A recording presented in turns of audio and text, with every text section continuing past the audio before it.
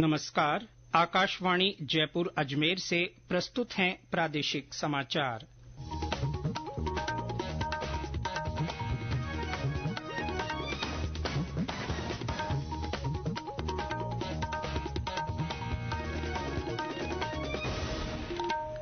मुख्य समाचार।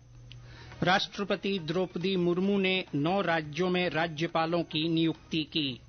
हरिभाऊ किसनराव बागड़े राजस्थान के नए राज्यपाल होंगे। ओम माथुर सिक्किम के राज्यपाल नियुक्त। प्रधानमंत्री नरेंद्र मोदी आज सुबह 11 बजे से मन की बात कार्यक्रम में अपने विचार करेंगे साझा। कार्यक्रम को लेकर लोगों में उल्लास। प्रदेश में मानसून की गतिविधियां जारी। हाड़ौती क्षेत्र में भारी वर्षा से नदी नालों में उफान। और पेरिस ओलंपिक में भारतीय एथलीटों ने की शानदार शुरुआत। महिलाओं की 10 मीटर एयर राइफल स्पर्धा में मनु भाकर फाइनल में।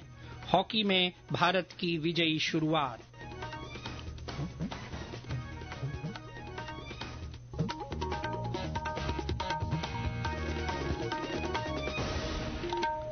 समाचारों के साथ मैं जितेंद्र सिंह पूनिया। और अब समाचार विस्तार से।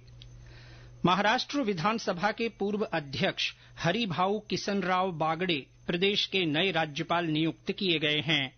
वे कलराज मिश्र की जगह लेंगे। श्री मिश्र का कार्यकाल इसी महीने पूरा हो गया है। राष्ट्रपति द्रौपदी मुर्मू ने बागड़े सहित विभिन्न राज्यों में राज्यपालों की नियुक्ति की है। राजस्थान से पूर्व राज्यसभा सांसद ओम प्रकाश माथुर को सिक्किम और पूर्व केंद्रीय मंत्री संतोष कुमार गंगवार को झारखंड का राज्यपाल नियुक्त किया गया है। असम के मौजूदा राज्यपाल गुलाब चंद कटारिया को पंजाब का राज्यपाल और केंद्र शासित प्रदेश चंडीगढ़ का प्रशासक नियुक्त किया गया है, जबकि सिक्किम के राज्यपाल लक्ष्मण प्रसाद आचार्य को असम का राज्यपाल नियुक्त किया गया है। उन्हें मणिपुर के राज्यपाल का अतिरिक्त प्रभार भी दिया गया है। त्रिपुरा के पूर्व उप मुख्यमंत्री जिष्णुदेव वर्मा तेलंगाना के राज्यपाल होंगे। असम से पूर्व लोकसभा सांसद रामेन डेका को छत्तीसगढ़ और कर्नाटक के पूर्व मंत्री CH विजय शंकर को मेघालय का राज्यपाल बनाया गया है। झारखंड के राज्यपाल CP राधाकृष्णन महाराष्ट्र के राज्यपाल होंगे। पूर्व भारतीय प्रशासनिक सेवा के अधिकारी के कैलाश नाथन को पुडुचेरी का उपराज्यपाल नियुक्त किया गया है। नई नियुक्तियां कार्यभार संभालने की तिथि से प्रभावी होंगी। इस बीच पंजाब के राज्यपाल और केंद्र शासित प्रदेश चंडीगढ़ के प्रशासक बनवारी लाल पुरोहित ने इस्तीफा दे दिया है, जिसे राष्ट्रपति ने स्वीकार कर लिया है। मुख्यमंत्री भजनलाल शर्मा ने प्रदेश के नवनियुक्त राज्यपाल हरिभाऊ किसनराव बागड़े की नियुक्ति पर प्रसन्नता जताते हुए शुभकामनाएं दी हैं। श्री शर्मा ने उम्मीद जताई कि नए राज्यपाल बागड़े के सानिध्य और मार्गदर्शन में राजस्थान विकसित प्रदेश बनने की दिशा में तेजी से अग्रसर होगा। प्रधानमंत्री नरेंद्र मोदी आज सुबह 11 बजे से मन की बात कार्यक्रम में देशवासियों से अपने विचार साझा करेंगे। रेडियो के इस मासिक कार्यक्रम की ये 112वीं कड़ी होगी। प्रधानमंत्री के रूप में तीसरी बार पदभार संभालने के बाद मन की बात का ये दूसरा प्रसारण होगा।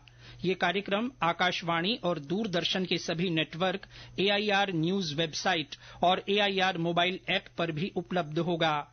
इसे आकाशवाणी के YouTube, DD न्यूज, प्रधानमंत्री कार्यालय और सूचना तथा प्रसारण मंत्रालय से सीधा प्रसारित किया जाएगा।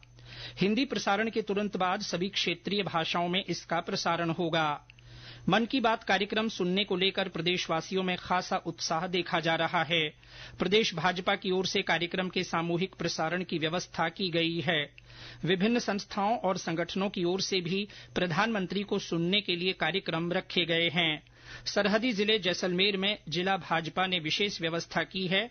वहां मन की बात कार्यक्रम के पश्चात वृक्षारोपण भी रखा गया है। भारतीय जनता पार्टी शासित राज्यों के मुख्यमंत्रियों और उप मुख्यमंत्रियों की कल नई दिल्ली में बैठक हुई। बैठक में प्रधानमंत्री नरेंद्र मोदी, भाजपा अध्यक्ष जगत प्रकाश नड्डा और गृह मंत्री अमित शाह भी उपस्थित रहे। श्री मोदी ने बैठक में शामिल मुख्यमंत्रियों और उप मुख्यमंत्रियों से कई मुद्दों पर चर्चा की। बैठक का उद्देश्य राज्यों में योजनाओं की समीक्षा करना और केंद्र सरकार की कल्याणकारी पहलों का लाभ आम जनता तक पहुंचाना सुनिश्चित करना है। मुख्यमंत्री भजनलाल शर्मा ने कहा है कि राजस्थान सरकार ने विकसित भारत की तर्ज पर वर्ष 2047 का रोड मैप तैयार किया है और विकसित राजस्थान की संकल्पना को साकार करने के लिए 10 संकल्प लिए हैं।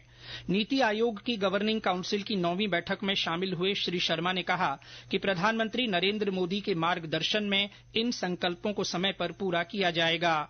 उन्होंने विकसित राजस्थान का रोड मैप काउंसिल के सामने रखते हुए कहा कि इसमें मुख्य तौर पर आगामी 5 सालों में प्रदेश की अर्थव्यवस्था को $350 बिलियन बनाने, बुनियादी सुविधाओं और मानव संसाधनों का विकास करना, किसानों का सशक्तिकरण, एमएसएमई को प्रोत्साहन देना तथा विरासत संरक्षण जैसे महत्वपूर्ण घटकों को शामिल किया गया है।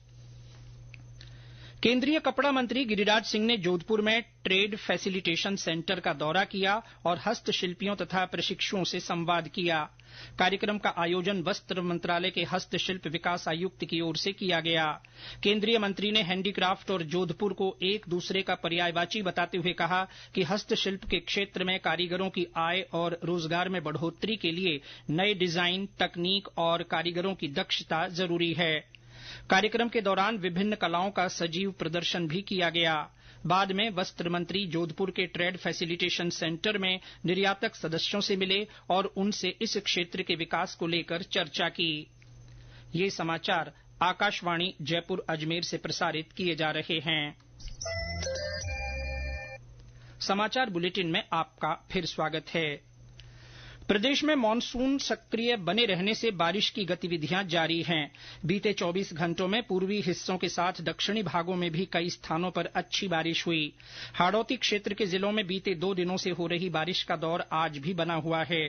कोटा में कल हुई मध्यम से भारी बारिश से पार्वती, चंबल और काली सिंध नदियों में उफान आ गया। जलस्तर बढ़ने से कोटा का मध्य प्रदेश से संपर्क कट गया है। और ब्यौरा हमारे संवाददाता से।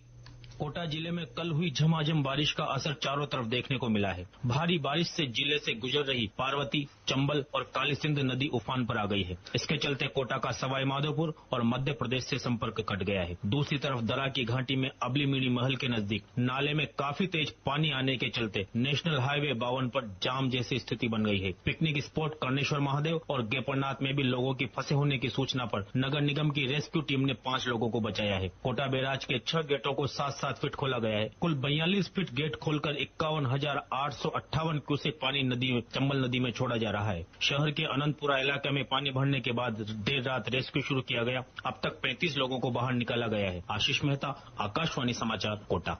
12 में दिन भर बारिश के बाद पार्वती नदी में उफान आने से हनोतिया गांव टापू बन गया। जिला प्रशासन ने एसडीआरएफ की टीम को भेज ग्रामीणों का रेस्क्यू कराया। भीलवाड़ा में भी कल हुई मूसलाधार बारिश से जल स्रोतों में पानी की आवक बढ़ गई। जिले का प्रसिद्ध मेनाल जलप्रपात पूरे वेग से बहने लगा है। धौलपुर में जिला प्रशासन ने चंबल नदी किनारे बसे गांवों में अलर्ट जारी किया है। कोटा बैराज से पानी की निकासी के बाद क्षेत्र में जलस्तर बढ़ने की संभावना है। पाली में भी कल कई स्थानों पर अच्छी वर्षा हुई। हनुमानगढ़ में भी हुई बारिश से खरीफ फसलों को फायदा पहुंचा है। भरतपुर में देर रात तक बारिश का दौर बना रहा। वहां निचले इलाकों में इकट्ठा पानी को निकालने के लिए पंप सेट लगाए गए हैं।